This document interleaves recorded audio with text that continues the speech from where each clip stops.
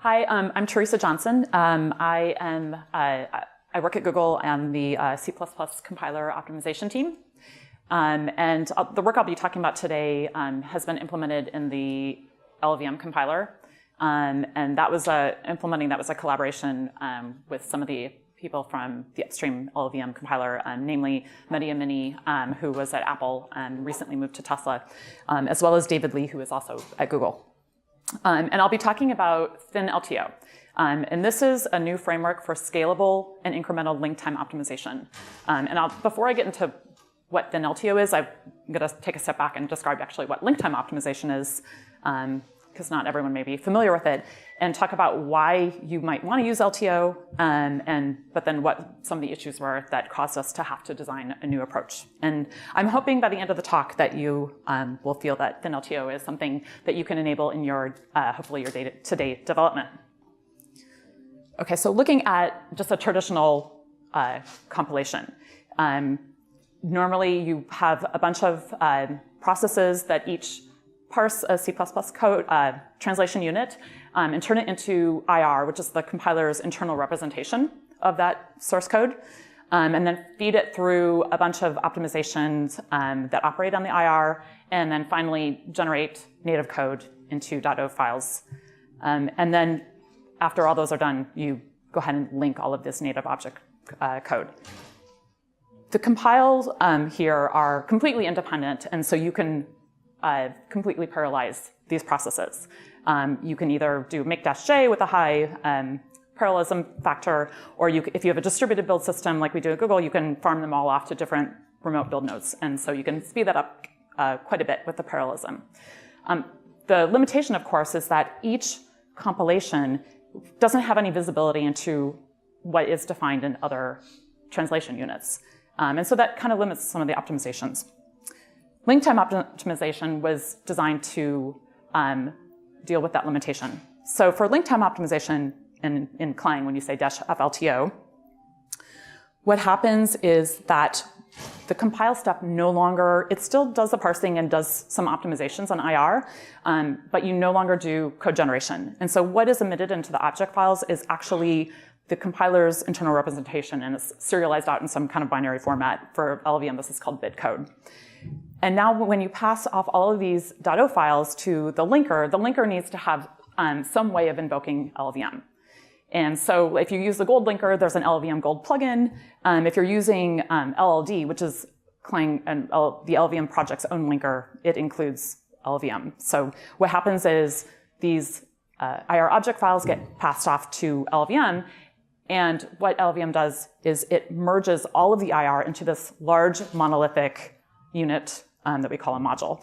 And just a quick note on nomenclature here. I talk a lot about, I mentioned modules. Unfortunately, this is a little bit confusing. It's not C++ modules. In the compiler, we tend to refer to translation units as modules in their internal representation, just to be extra confusing.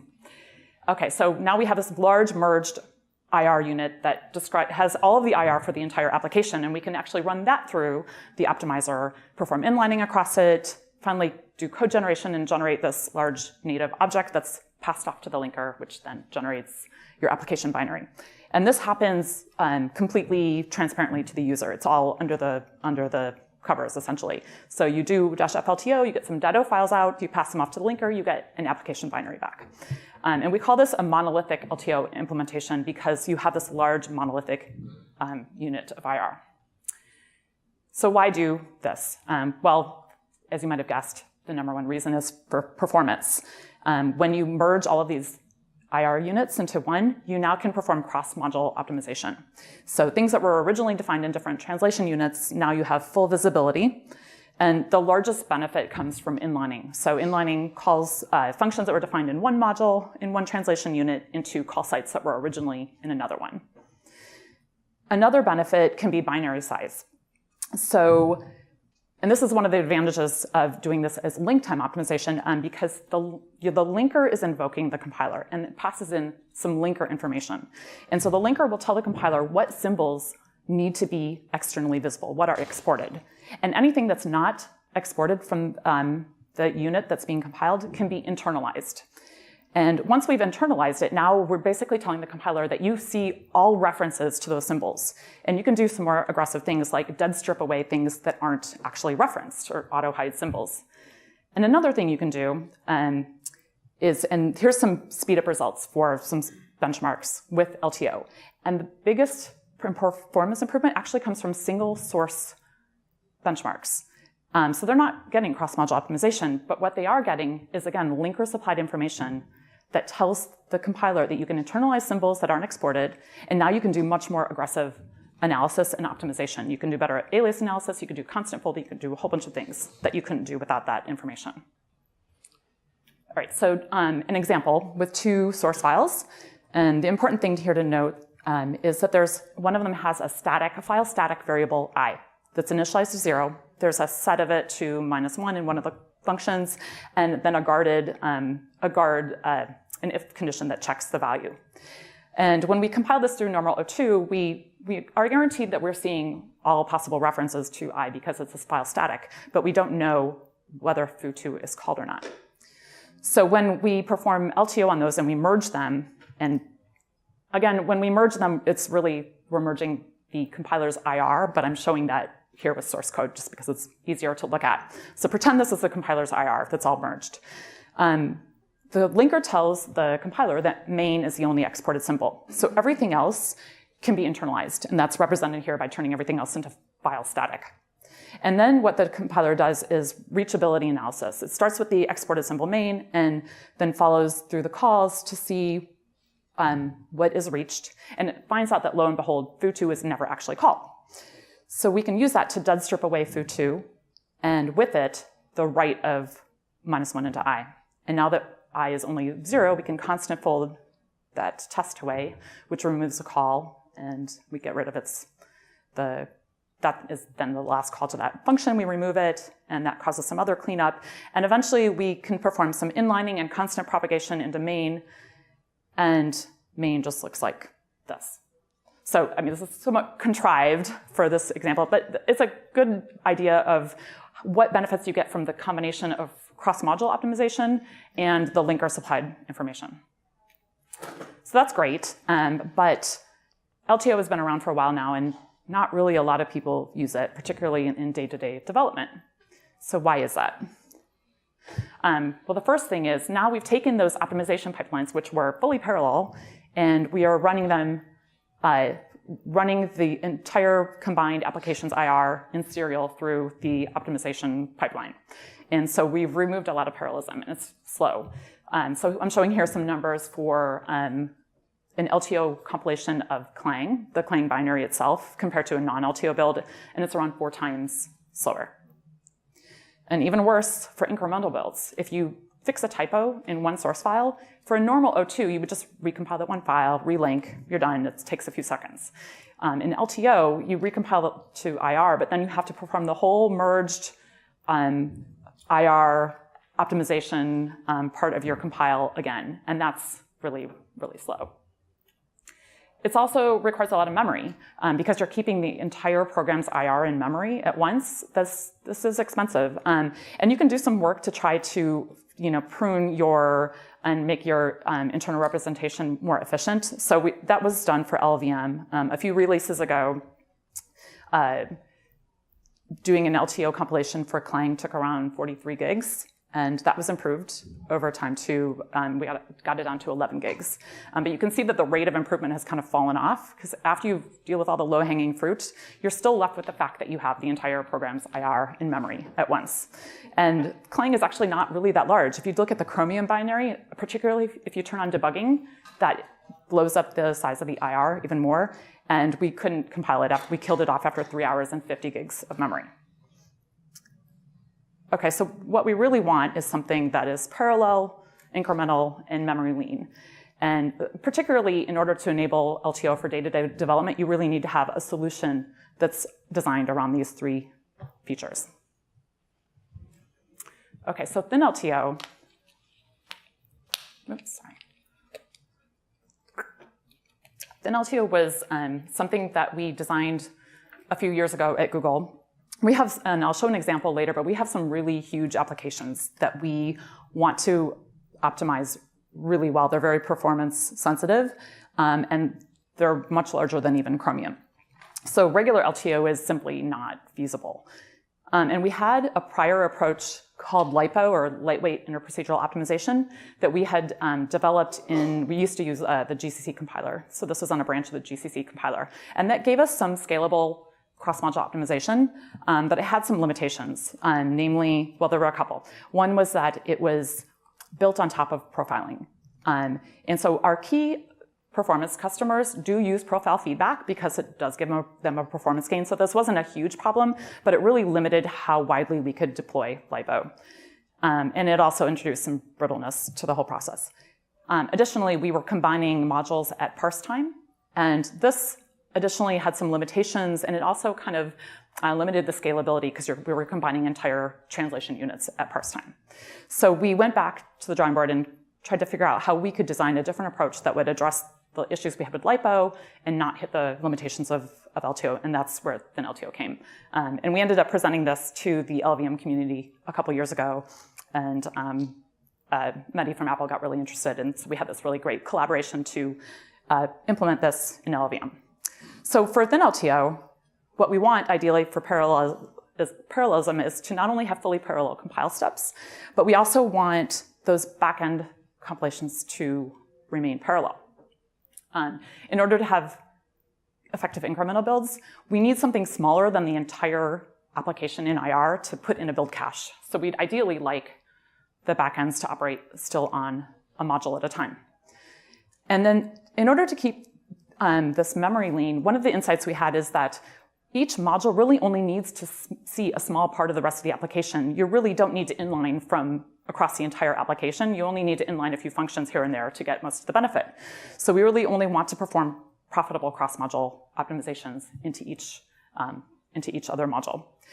So this looks great, but how do you actually coordinate all of this activity? And as I'll show in a few slides in some more detail, what we do is introduce a thin serial synchronization point between the front-end part of the compile and the back-end compiles.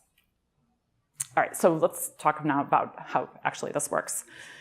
So for ThinLTO, when you do the compile step, like regular LTO, you're generating .o files that have IR. So same, you parse the file, you do some initial optimizations, you generate IR. But what we do for ThinLTO is we additionally generate on the side a small summary of each module. So the summary describes all the global variables and all the functions defined in that module. It also includes some metadata about the functions like the number of instructions, and includes information about all the references made from each module to other global variables and other functions. And then, as I'll talk about later for incremental builds, we include a hash of the module's IR.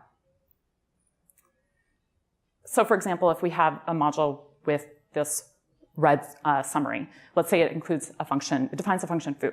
And so we record that there's a function foo, we record the number of instructions and some other information. And we also record the fact that it calls a function bar. And we don't know where bar is defined, though, at this point. But it turns out bar is defined in the module with the blue summary. And so that module correspondingly has a summary with an entry for bar and its metadata. All right, so now when we pass these off to the linker, and it hands us off to LLVM, instead of parsing all of the IR and merging all of the IR, we simply load these summaries and just aggregate them. And this builds basically a huge index of the application, and we call this a combined index. And now, once we have basically merged all of these individual summaries, we now get a full call and reference graph for the entire application. So now we know that foo calls bar, and bar is defined in bar.o. And we're not parsing any IR in this stage. So, so now that we have this reference graph, we can actually perform interprocedural optimization on the reference graph and the call graph, and then do some analysis, and then record those results for each module. So we might decide, for example, bar is a small function, it's likely to be inlined, so we mark that we'd like to import that into foo.o so that it's available for inlining. So we record that, and I'll talk about some other optimizations we do that we record later. And this is a serial phase, but it's not operating on IR, so it's still really, really fast. For Clang, thin linking takes a couple of seconds. So now these analysis results are passed to the ThinLTO backends. And what we do is launch a separate thread for each module to be compiled through the ThinLTO backend. And they're passed, each thread is passed its analysis results for that module. So for example, for foo.o, we would see that we want to import bar from bar.o. So we go ahead and load bar.o and just parse out the functions that we want to import and only import those particular functions. And then they're marked specially so that once we get through inlining, we go ahead and drop them because we know we have a definition somewhere else.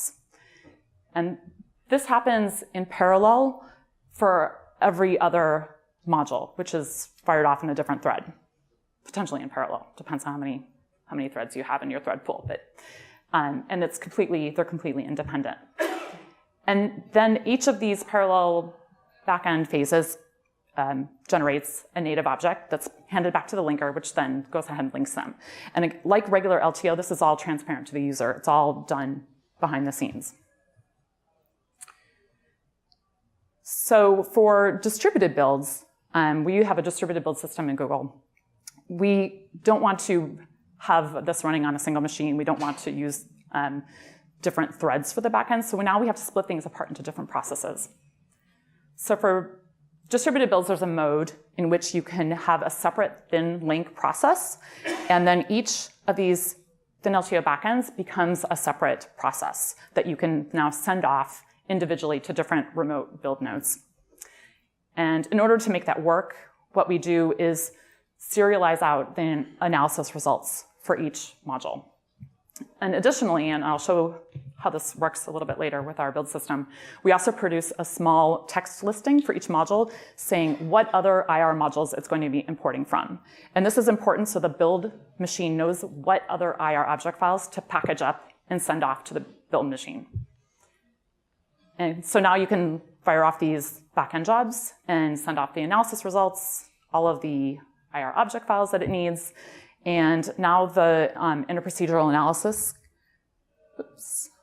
can go ahead and proceed in parallel in a completely distributed fashion. And each of these jobs generates a .o file with native code, native object, and that is fed to another job which does the actual final native link. All right, so now we have a solution that is it's faster and more memory lean, but we also want good incremental builds. And I mentioned earlier that the summaries each include a hash of the LLVM, or the IR module. Okay, so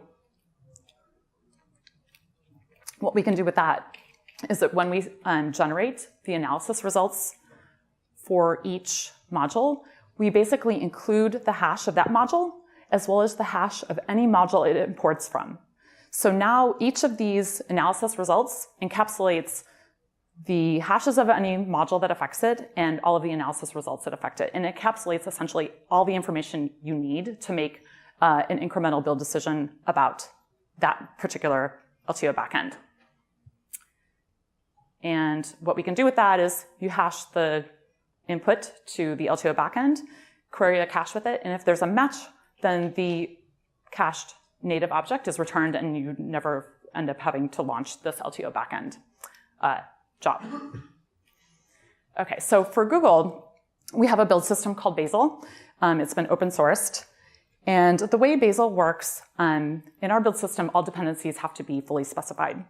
So when you launch a Bazel build, the first thing it does is to walk through the dependency graph, and it builds something called an action graph for the build. So the action graph for a ThinLTO compilation would look something like this. So the brown boxes are all actions, and they're connected by connecting the outputs of each to the inputs to other actions. So you have, for a ThinLTO build, you'd have some C++ compile actions that generate these IR object files, an LTO indexing job, which is our name for the thin link, and then LTO backend jobs, which is the name we have in Bazel for the ThinLTO backends, and then finally a native C++ link.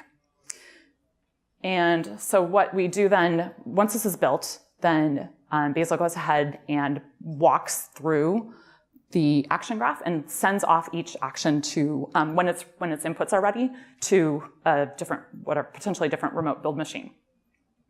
But you'll notice here that I have some dashed lines in the middle, connecting essentially all of the IR object files to every single LTO backend action.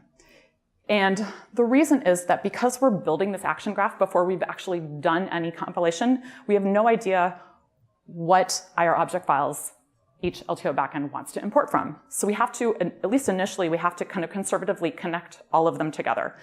And then what we do is there's a mechanism so that once the LTO indexing job is complete and we have those imports files, we go ahead and use those to prune any unnecessary edges there, connecting inputs to the LTO backends.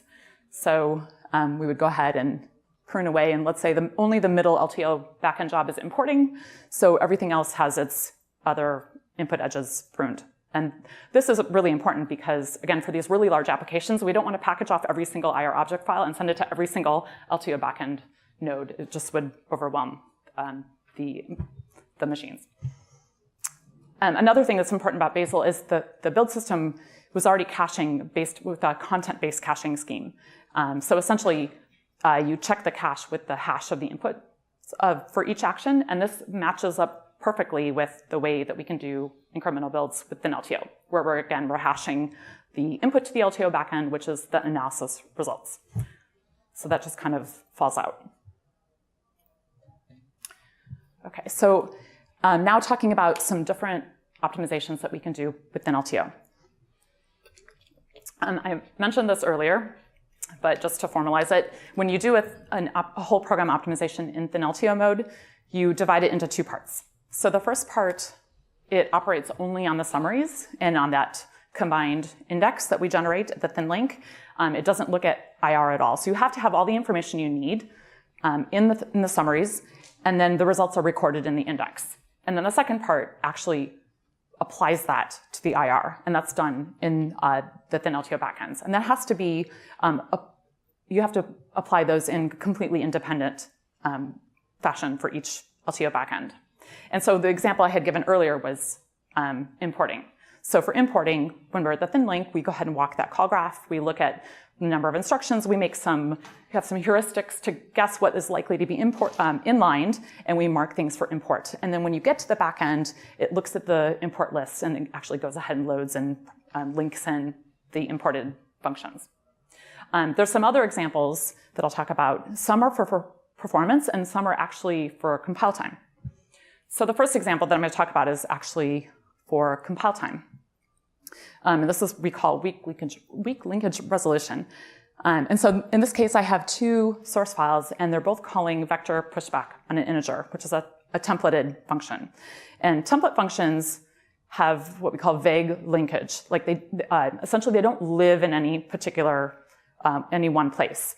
And so you have to instantiate the template function in any translation unit that calls it. And there's a special case when you explicitly or specialize it, but assuming that you haven't done that, you generally have to instantiate that template function in every single source file that calls it.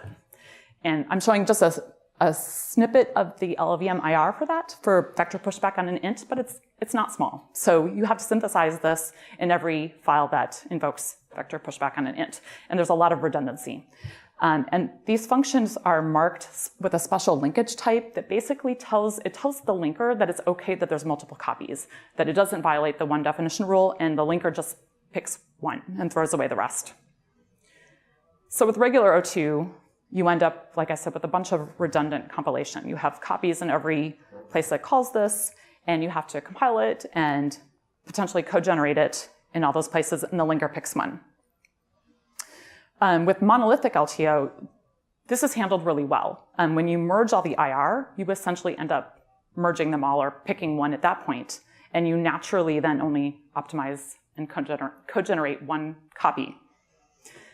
With ThinLTO, what we have to do is at the thin link time, we see that there's summaries from multiple modules for the same function, and we go ahead and use the information from the linker that tells us which copy the linker was going to pick. That's called the prevailing copy. And we mark that one to be kept. And we mark all the other copies so that they'll be dropped after inlining. And that's important because we want it to be available in the LTO backends for inlining. But once we're done with inlining, we know now that we have a copy somewhere else, and we can just go ahead and throw away the other copies. And this is pretty big. For Clang, for example, this one technique results in code generating 25% less functions. Another example of a whole program optimization we do in ThinLTO is dead global pruning.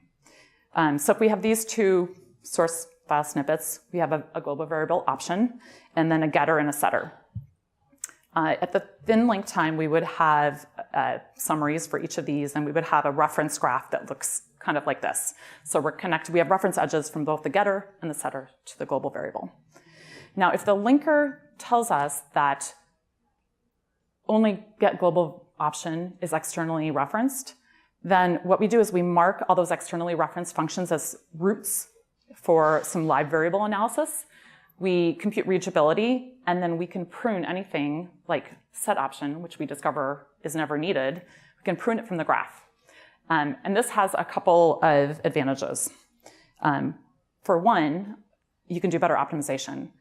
Now, option, for example, is not referenced from any other module. So we can go ahead and internalize it. And that means that the compiler can then go ahead and constant fold it because it's guaranteed that there's no other writes from anywhere else to option. From a compile time standpoint, once we have marked a bunch of functions as dead, we don't go ahead, if they have calls, we don't bother trying to compute imports for them. There's no point because we know that we're going to go ahead and drop those functions.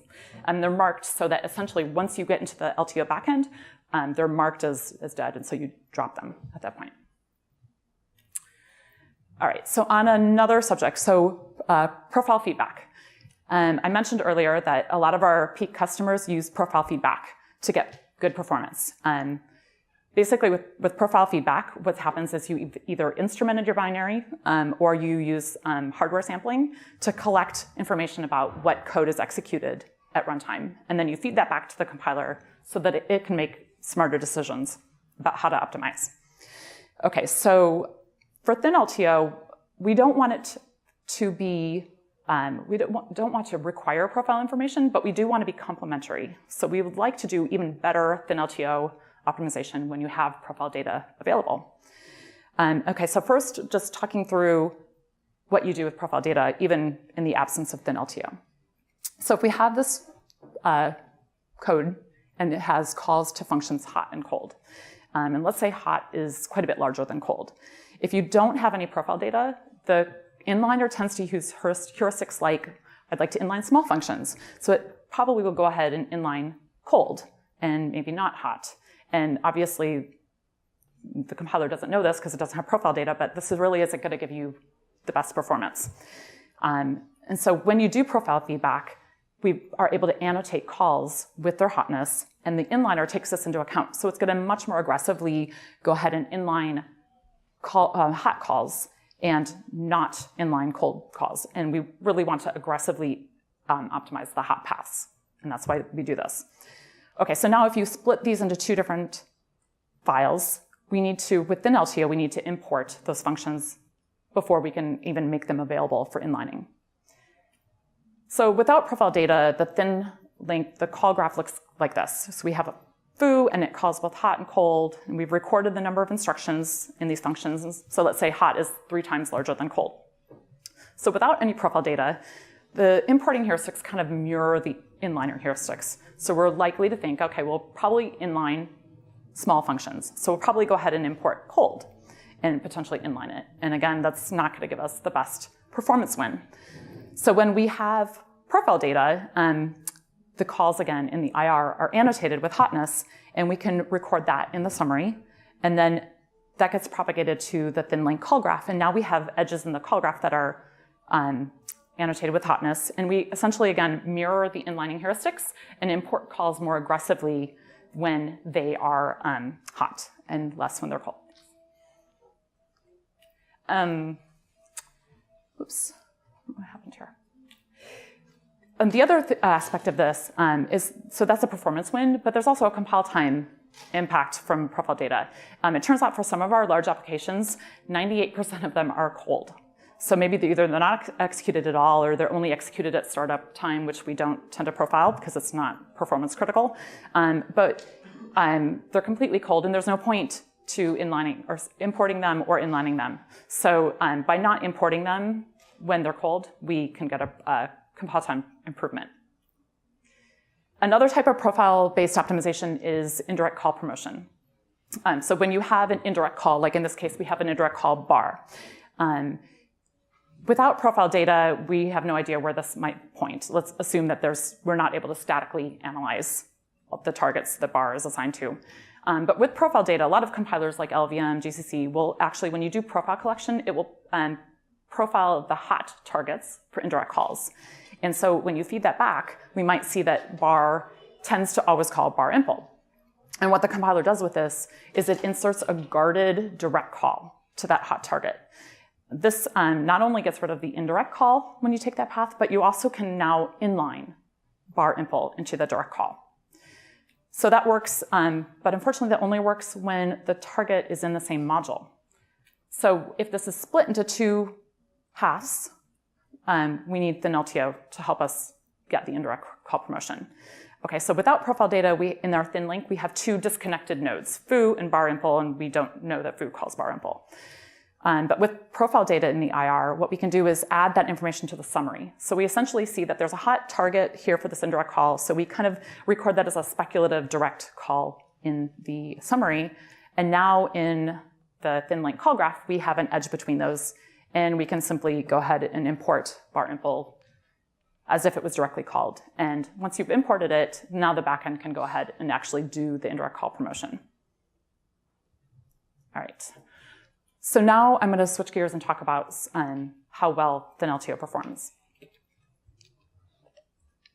And the first set of numbers that I'm going to talk about, and a lot of the numbers I'm going to talk about actually are build time performance. And later we'll actually get into like how does the actual generated code perform. But starting out with build time comparisons, and here I'm going to compare mostly with GCC's LTO. And the reason is that GCC has a really well-tuned and really sophisticated LTO implementation. That implementation has two parts. It has a serial part called WPA, or whole program analysis, and that makes all of the decisions, the interprocedural analysis decisions, makes all the inlining decisions, and then at the end, based on those decisions, it rewrites out partitioned IR. And each partition is then compiled by a different parallel backend process called an LTrans process. And that actually applies the inlining decisions and then does the rest of the optimization and code generation. So this is kind of nice because we can compare the serial phases of the two approaches and the parallel phases. And we looked at how these approaches performed for a few different applications. The first was Clang, the second was the Chromium open source browser, and the third was an internal application running in Google's data center called Ad Delivery.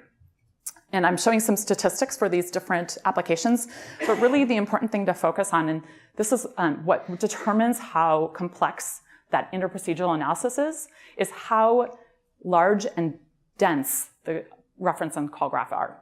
So if you look at, for example, ad delivery, the number of nodes, which is the number of functions in the program and the number of global variables in the functions, global variables in the application is more than 10 times larger than Clang. And the number of edges, or the number of calls and references between those, is more than 15 times the size of Clang. So that's really large. And so now first looking at just the serial steps. So let's compare the thin link to GCC's whole program analysis. And starting out with the peak memory. Okay, so for GCC, there's two sets of numbers. The reason is that GCC is operating, the whole program analysis is operating on IR. So whether or not you have debug info has an impact when you're operating on IR. For ThinLTO, there's no debug info in the summary, so the thin link is not affected by whether you're compiling with debugging on or off. So there's one set of number for ThinLTO. And as you can see, ThinLTO gets a bit bigger for the larger applications, but it's quite restrained in how much it grows. With GCC, it grows quite significantly. And particularly for ad delivery, even without debug info, we couldn't compile it. We ended up killing it off after more than 3 hours and around 25 gigs of memory. And so the time results look kind of similar. ThinLTO gets a little bit slower for ad delivery, but it's still under 2 minutes. And for GCC, because it's operating on IR, it simply takes a lot more time. Oh, and just as a note, as expected, LVM's LTO, which is monolithic, also cannot compile ad delivery. Okay, so now looking at Chromium. Chromium is the largest of the 3 applications that all of these LTO techniques could actually successfully compile without debug info. And now we're going to look at both the serial phase and the parallel phase. So monolithic LTO is LVM's LTO implementation. It's fully serial. So there's one set of number here. And as expected, it's kind of slow. It takes around 28 minutes to build Chromium. ThinLTO, I'm going to show numbers for increasing numbers of backend parallelism. And so the thin link, of course, is not affected by this. It remains the same. And as expected, the parallel time goes down as you increase the number of threads that you can run in parallel. For GCC, when you increase the number of threads, you're increasing the number of partitions that you're dividing the IR into. And so GCC is actually doing a pretty good job. It's much faster than LVM's LTO. And the time does decrease as you increase the number of partitions.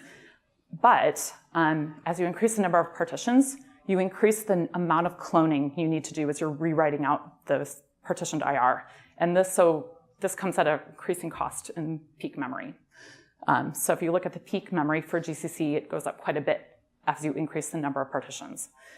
ThinLTO is not affected very much as you increase the number of threads. And the reason is that the unit of compilation does not change. You are still just compiling a module through the backend. Okay, so ad delivery could only be compiled with ThinLTO. So what we did for that instead was we looked at our distributed build system and we looked at how it scaled compared to just O2. And so we kind of ran some numbers constraining the number of remote nodes available for distributing the backend compilation and compared this. And you can see that ThinLTO is a little bit slower than O2. It does have a serial synchronization step in the middle, but it actually scales pretty close to O2, which was great. That was what we were hoping for. All right, now moving on to incremental builds and how that performs. So these numbers are building the Clang binary itself. So when you're doing a clean build, monolithic LTO takes a while.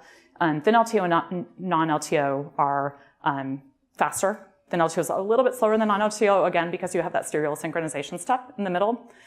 Now, if you touch a widely used header, so this affects a number of source files, and you rebuild, you have to redo a bunch of compile steps. And so it doesn't look all that much faster in any of the cases than a clean build. But really, the key is when you just make a change to an implementation file. So one.cc file. Monolithic LTO has only just that one compile step, but then has to redo the entire merged monolithic LTO optimization. For non-LTO, for O2, you only have to do one compile and just relink. So that's very fast. For ThinLTO, we redo the one compile, we redo the thin link, we have to look up in the cache for all the backends, and probably redo one ThinLTO backend. And that happens in 16 seconds. So the thin link, like I said, is super fast. It's not operating on IR, so that can happen really quickly. Just a little bit more detail on how ThinLTO scales with increasing threads. And I showed some numbers earlier for Chromium, but this is going to have a little bit more detail. So first, this is now building the Clang binary. First, let's look at when there's no debug info, when we build Clang with no debug. Monolithic LTO is a bit large. It's around 5 gigs. If you build ThinLTO with one thread, which obviously is going to kind of serialize all the ThinLTO backends, but it's useful for seeing what the minimum peak memory is.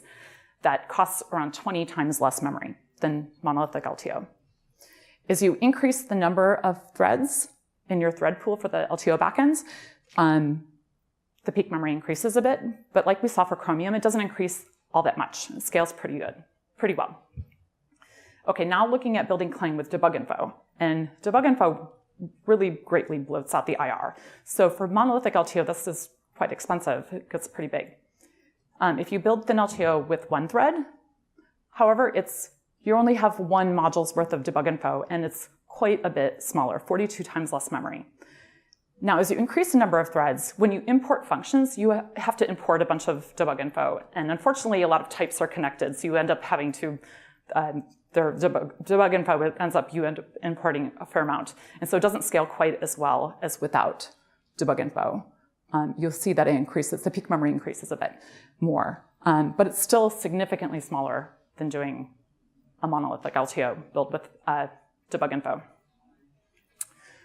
Okay, so now let's switch to runtime performance. So this is the performance of the binaries that are generated by LTO or by compilation. And so this is looking at all of the C and C++ applications in the benchmarks in the Spec 2006 benchmark suite. And all of the numbers that I've run here are with profile feedback. So the baseline is going to be just normal O2, but with profile feedback. And then I'll have numbers for monolithic LTO. This is LVM's monolithic LTO with profile data. And the blue bar is going to be ThinLTO. And so first looking at monolithic LTO. A lot of the spec benchmarks are not large, so they don't all benefit that greatly from LTO, but there's a range. And there's some that benefit, like Pavre and OmnetPP and Zlang BMK, which benefit quite a lot from LTO. So now if you look at ThinLTO, which is, remember, quite a bit more scalable, but doesn't have as rich of information to perform interprocedural analysis on, it turns out it actually does almost as well. There's a few cases where it's not doing as well, and that's where we know we have a few limitations right now. We don't do as aggressive whole program analysis for global variables. And so that's one of the things that we're improving. So we're missing that, and that's causing ThinLTO to be a little bit slower. But if you look at the geometric mean, it's actually extremely close. Current status for ThinLTO, we have support in 3 different linkers. So gold, LD64, and then the more recent addition is LLD, which is, this is Clang LVM's own linker. And if you look at just the Clang documentation, it has a bunch of information about, where it's supported and also how to configure ThinLTO, how to turn on caching, and control the number of backend threads, et cetera. Okay, so the next thing I wanted to talk about is whether there's any implications for C++ development. Besides hopefully enabling you to use ThinLTO, does this affect the code that you write? And so there's one example that I wanted to go through here where I think there is an effect. So if you look at this case, we have a function f that's defined in foo.cc. It's called in a couple of different source files. Now, the current conventional wisdom says that if this is a small function, you might want to instead define that function in a header file, giving it the inline keyword. And there's an interesting note about the inline keyword, and I saw this mentioned in a talk yesterday. It's a bit of a misnomer. It doesn't actually tell the compiler to inline it. What it really does is give it a special linkage type so that the linker won't complain about multiple definitions. And so when you get to the link step, it knows that they're all equivalent, and it will pick one. But anyway, it's called the inline keyword, and you put it on the function when you move it into the header. And now what happens is after parsing, you end up, after preprocessing, you end up with a copy in every single call site, and now the compiler can inline it when it decides that it's profitable. And if it's small, the compiler is likely to inline it. The disadvantage of this is that any translation unit that includes that header now has to compile a copy of F, whether or not it includes a call to F. And now the compiler is smart enough that it will eventually see that there's no calls to F, and it has a linkage type that means, essentially gives it vague linkage, meaning it doesn't have to keep that copy if there's no calls to it. So it'll go ahead and drop it eventually, but you're still paying some cost for actually going ahead and translating it to IR and doing some optimization. And if there's any calls left to it, it has to keep a copy. So with ThinLTO, actually, you can go back to leaving it in your source file. And what happens is then we compile one copy to IR, we code gen one copy, and wherever we think we need it, you can simply import it. And those, like I mentioned before, those imported copies are marked so that they're dropped immediately after inlining. So we can import that where it's needed, potentially inline it, drop it, and it should end up being much more efficient. There's a couple caveats to this. Oops, showing it inlined. So a couple caveats. One, actually I'm going to go out of order here, is if you have the inline keyword in it, it has to be in the header. So if you put it back in the source file, just remove the inline keyword. The bigger exception to this is template functions. And I talked about this a little bit earlier when we were going through the example with vector pushback on an int. It has vague linkage, and so it has to be instantiated anywhere that there's a call site, unless you explicitly specialize it. But if you don't do that, you do need to leave the template function in a header. Otherwise, you get undefined references at link time, potentially. All right, some future work. So when we were talking about the runtime results, I mentioned that there's a few places where we're missing global variable optimizations. And so we're doing some work right now to extend the optimizations, the information in the summaries, basically, for global variables, and extend the types of optimizations that we can do during that interprocedural analysis. So this first example actually applies to functions, propagating function properties, but the second one is a little bit more geared towards this global variable issue. So some mod-ref information, constant ranges, allowing us to do more interprocedural constant propagation across different modules. Another thing we want to do is where there are single call sites to functions, we'd like to just move that function over rather than import a copy. And the advantage here is that if you only have one copy, you can internalize it. And this, again, like I mentioned earlier, internalization typically leads to more efficient code generation and better optimization. And then the other thing that we need to do, and this is also an implication for C++ developers, is that right now, ThinLTO is not very well integrated with make. So if you say make-j and give it a parallelism factor, it's going to fire off a bunch of jobs. And if you're compiling a bunch of application targets, it will launch a bunch of links, LTO links, in parallel, not realizing that ThinLTO is going to spin off a whole bunch of threads in parallel. So if you're not careful, if you give make-j a high parallelism factor, you're building a bunch of linking a bunch of applications at the same time on your machine, and they each fire off a whole bunch of ThinLTO threads, you can overwhelm your machine. So you have to be a little bit careful right now. But one thing we'd like to do is actually allow make-j to control the ThinLTO backend parallelism so that you don't run into trouble there. And so what I hope that you've gotten out of this talk is that you've seen that ThinLTO scales like a regular non-LTO build, but at the same time gets you the same or very similar performance benefits to a full monolithic build, a monolithic LTO build. And incremental builds, which are so critical for day-to-day development, are actually very effective with ThinLTO. So I'm hopeful that we're on the path to enabling LTO via ThinLTO by default in production builds and as well in your day-to-day builds. And that's all I had. So.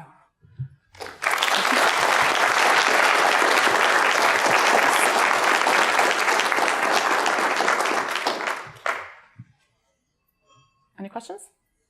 Yeah. I want to ask about the profile. Oh, sorry. Wanted to ask about the profile-guided optimization. Mm-hmm. I work on a really large CAD applications that customers buy. Okay. I don't know exactly what they're going to do with that application. Right. You know, with your benchmarks, you run it through and you get a certain profile characteristic. Right. I could characterize one workflow. Could it actually do some harm if I use that data? Have you ever seen that? I've never tried it. Yeah, I mean, certainly you want your profile data to be as reflective of how people are going to use your application as possible. So, you know, it's hard, especially if you're, I mean, at Google, we can kind of cheat because all my users are internal, so I can kind of piggyback off their load testing framework and collect profiles there. But it's a little bit harder. Now, one approach that we do have for, and we use this internally in Google as well, but we've also used it for collecting customer profiles, is hardware PMU-based profiles. And there's a technique called auto FDO, and basically the profiles can be collected with hardware profiles, and if you can get those from customer runs, then you can synthesize profiles out of those. So I guess I don't know if I have a great answer. But if I use a run from one customer, a different customer could use my application because there's a lot of functionality here. Could use it in a very different way, and it could actually hurt them. It could. So yeah, I mean, I guess the best advice I'd have is to try and get as many, customer sample inputs as possible to guide that. Or, it's hard. I mean, you really do need a representative input. So do you guys do it on stuff that we run? On stuff that you run. The applications that I run are all running in Google data centers. So you're not really running them directly. Yeah. Yeah. Okay. So, yeah. Thank you. Hi there. I was just wondering, in the absence of profile-guided optimization, is there any provision for using, I'm thinking for things like virtual calls. GCC has a quite good speculative devirtualization setup. And I noticed that there was no information that was being captured about types in the ThinLTO. Yes. And we are working on that. And that actually has started. So someone in Google has been working on augmenting the summaries with type information for two reasons. One is whole program devirtualization, so that's in the works, and it's partially where he works on Chrome, and so that is in the works, and having that optimization we know is important. And the other thing that they're doing that for is CFI, which is control flow integrity. So there's a lot of concerns around security, and that's one of the key security optimizations. And so that was implemented. Those were implemented with full LTO, and he has ported them to ThinLTO. And so I didn't talk about them here. That used to be in my future work section, but it's mostly there. So so that's definitely something that we have partially. It's already upstreamed for the most part, and I don't know that it's not on by default, and I need to check on the status, but it's coming. Yeah. Thank you. Hello. So even though the static initialization order fiasco does not affect Google, say that again. Sorry. Even though the static initialization order fiasco does not affect Google because using statics that are non-global, non-plain old data is banned. Have you considered using the global reference graph as a means to solve a legal order of initialization for globals? Oh, okay. I see. So the question's about global initialization order. Yeah. I haven't thought about that before. So in terms of using the graph to decide what actually from different modules could be what order they should be initialized. Yeah. That's a good question.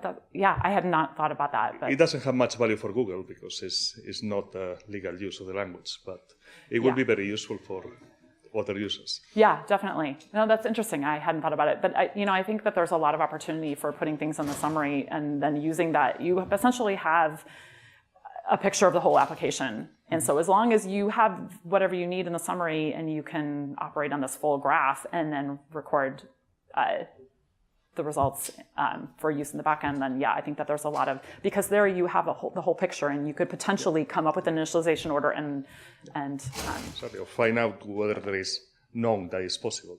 Yeah. Report as an error. Yeah. Okay. Thank you. Thanks. Great talk. Thank you. Very clear. It's awesome.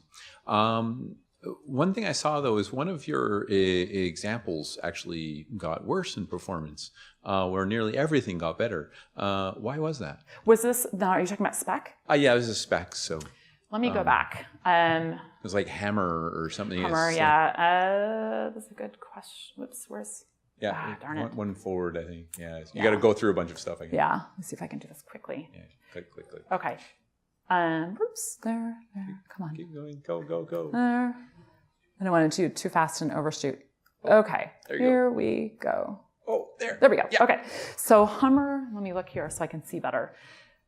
Yeah. So Hummer actually, I'm trying to remember what happened in Hummer. We looked at it, and I don't recall why it degrades so much with LTO. The good news is we degrade less with an LTO, so it's a win. Well, yeah, that's what I mean. I saw for both of them, I was just like, that just made no sense to me. It seems like a very odd thing, especially because you have profiling guided information. I'm so trying to you even remember knew what the test did. What happened with Hummer? I mean, you can always shoot yourself in the foot by doing things to. It's possible like we inline too much and the register allocation blew up or something like that with LTO. Okay. So, yeah. Hammer is extremely cache sensitive, so okay. any movement there Yeah. can give you plus or minus 10%. It's Okay. nice. Yeah. Okay. Thank you, Kostya. Thank you. Thank you very much. Great. Thanks. Question Yeah. Oh, about sorry, over here. comparing monolithic and ThinLTO. Is it a strict superset, the optimization is done in monolithic as compared to thin? Or are there any things that are only done in ThinLTO? Right now, pretty much it's monolithic LTO is a superset. It's it would be hard for ThinLTO, I think, to do something more aggressive than LTO just because it naturally has less visibility. So I think it's really more about getting as much of monolithic LTO as possible for much less cost. I sort of had the impression that like ThinLTO was the hot new thing, and maybe people are just implementing over there and not bothering to port stuff into the, thank you for mentioning that, because now I just actually did remember something. So there is one thing, and it's not so much an optimization that ThinLTO enables, but the fact that ThinLTO parallelizes the backends, we have been able to enable a much more aggressive optimization pipeline in the ThinLTO backends. Monolithic LTO, the optimization pipeline that happens in order to keep things reasonably scalable and reasonable time for some of the applications that get built with LTO today, that pipeline is shortened up a bit. So ThinLTO does enable just more overhead. More time budget. More back-end phases are turned on? Exactly. Like okay. Yes. Yeah. That's good to know. So we get more budget. That's really where you get the better. Great talk. Question. Thank you. I'm in a situation with a code base with a lot of generated code and a lot of generated global variables, and I'm curious if I switch to monolithic LTO to ThinLTO, what are the issues with the global variables that maybe I could fix to avoid the issues? I'm just curious if. Sorry. So by more details about what the global variable is not in the ThinLTO. Okay. So global variables. So I wonder if it's in my backup slides. So there was that example I showed at the beginning of the talk to just show what LTO does, how it cleaned up. There was that global variable I, and we were able to like completely clean up one of the writes. So if you look at that with ThinLTO, and I wonder if I have it's going to take me a while. I have a ton of backup stuff here. But, shoot, is this it? No, unfortunately, I don't know if I have it. But essentially, we can't quite clean it up that well with, I don't have it here. We can't clean it up that well with ThinLTO because you end up still having the variable I there. We don't know the fact that it has essentially that the -1 value was never written. And so that's one place where we'd like to record some information in the, some mod ref information in the reference graph, and maybe some constant ranges, the fact that it's constant. And you can basically, the problem is that in that example, the guarded, let me think, trying to reconstruct it. But essentially, if you have some information about the values that those variables take on, especially if they only take on a few constant values, you can do a much more cleanup. Okay. And so that's one of the places that we know we have to do a little bit more work. Thank you. Only a very short question. I'm curious, which GCC version you killed? Which was it? Which GCC version did we use here? I think it was, trying to remember what was at the time when we did the results last year. I think it was probably, were they on 5.0? I forget. It was a fairly recent version.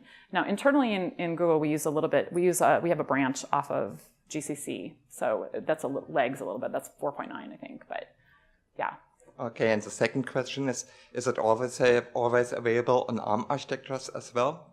So what was the last part? On ARM architectures. On ARM architectures. Yes. Does it work as well? ThinLTO? Yeah.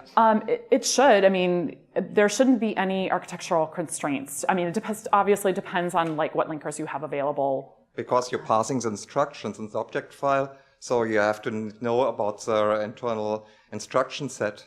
Well, that's all up to LLVM. So the code generation is just whatever LLVM stock code generation is. So it supports ARM, and so it should generate, when you get to the ThinLTO backends and you perform code generation at the end, it should be able to generate anything that LLVM itself can generate. So I can't use a ThinLTO, for example, with GCC compiled object files? When I compile my CPP files with the GCC, I have the object files, and can I use your ThinLTO for that? You're right, yes. So if you're using GCC to generate, so remember the .o files, when you do LTO, either regular or ThinLTO, the .o files actually have the compiler's internal representation in them, not native code. So it's not parsing, in the LTO backend, we're not parsing native code, we're parsing the internal representation from the compiler. That's different for GCC and LLVM. So GCC's LTO also does stream out into its .o files like a GCC's IR, and they're not compatible with LLVM. So you can't mix, the first part of your compile can't be GCC and then mix it with LLVM's LTO. It would have to be client all the way through. So then you have to use a LLVM compiler as well, not the GCC. So I have to use a whole package for that. Yeah, so if you want to do ThinLTO, you have to, yeah, right, because those .o files, which are the compiler's internal representation, are not compatible between the two. So you'd have to use Clang. Yeah. Okay, thanks. Yeah. Hey, fantastic talk. Really enjoyed it. The question, so we do use DistCC and CC cache to speed up build system. Okay. So how will this work with our setup? What was the first thing you used? DistCC. Oh, DistCC. I don't know if I can answer that question very well, because I'm not an expert on that, unfortunately. I do know for ThinLTO, the caching that we enable is, so it has it's sort of its own ThinLTO cache, essentially, that you set up. And unfortunately, I'm not giving you a good answer because I just don't know enough about DistCC, and we have like I said, we have a different build system inside Google, and I'm more familiar with that. So, yeah, sorry. Anything else? Okay, thank you.